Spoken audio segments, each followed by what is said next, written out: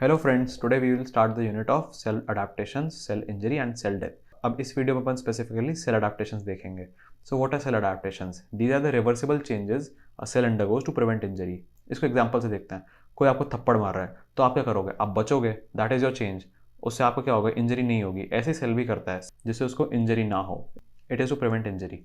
There are four major type of cell adaptations: hypertrophy, hyperplasia, atrophy and metaplasia. Hypertrophy क्या है? Hyper मतलब ज़्यादा, trophy मतलब size बढ़ना, size. So hypertrophy is increase in cell size and as well as increase in function. इसी को अपन compare करेंगे atrophy से, जो इसकी ऑपोजिट होती है। तो इसमें क्या है? It is the decrease in cell size और उसी के साथ में फंक्शन भी कम हो जाएगा सेल का।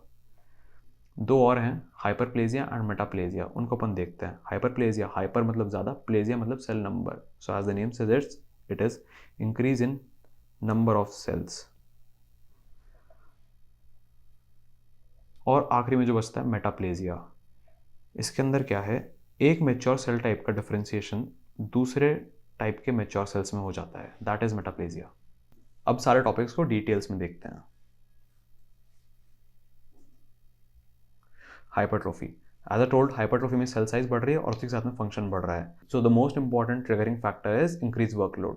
वर्कलोड बढ़ेगा, डिमांड्स बढ़ रही है, तो सेल क्या होगा? उसके अंदर जीन एक्टिवेशन होगा, उससे प्रोटीन सिंथेसिस बढ़ेगा, ऑर्गेनेल्स का रेप्लिकेशन होगा और उससे सेल साइज बढ़ेगी and it will be able to meet the demands of the cell. ठीक है। एट्रोफी की बात करेंगे अपन। Atrophy is the opposite of hypertrophy. तो यहाँ पे जो सेल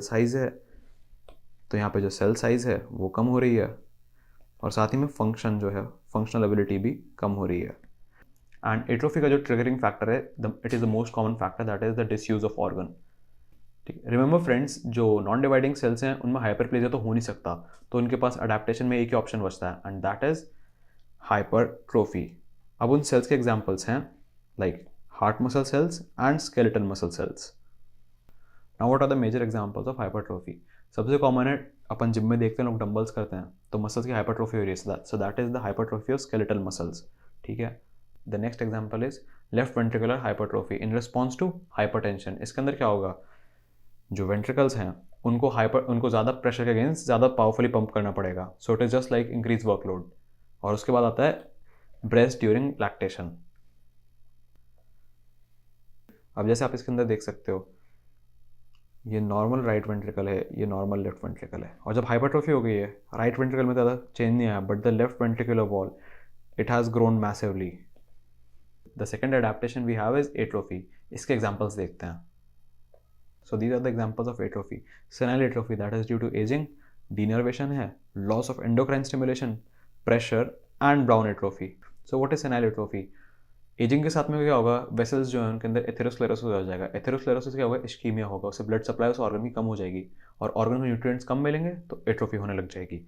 अब इसके अंदर, अब क्लासिकली इसके अंदर देखने को क्या मिलता है? जो ब्रेन है उसके अंदर गायरा सल्काई होते हैं, बट इनकी थोड़ी सी फ्लैटनिंग होने लग जाएगी। डीनर्वेशन के अंदर, denervation is just like reduced workload. भाई मसल को स्टिमुलस ही नहीं मिल रहा है काम करने को, तो काम नहीं करेगा, उसका मेटाबॉलिज्म काम नहीं करेगा उस चीज़ को लेकर, so it will undergo atrophy. Loss of endocrine stimulation is just like denervation, there is lack of stimulation. Endocrine stimulation के अंदर एग्जाम्पल क्या है? जो रिप्रोडक्टिव ऑर्गन्स होते हैं, दे अंडरगो एट्रोफी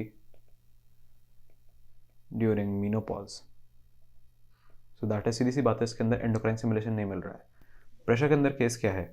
ट्यूमर है, वो अड़ोसी पड़ोसी सेल पे सारा सब तरफ प्रेशर एग्जर्ट करेगा, तो जो आसपास के टिश्यू होंगे they will undergo atrophy. And then coming to brown atrophy. Brown atrophy में क्या होता है कि सेल के अंदर फ्री रेडिकल्स बनते रहते हैं। वो जो फ्री रेडिकल्स हैं वो इंटरनल मेम्ब्रेन्स का लिपिड पर ऑक्सीडेशन कर देंगे, उससे एक ब्राउन गोल्डन कलर का पिगमेंट बनता है, दैट इज कॉल्ड लाइपोफिशन।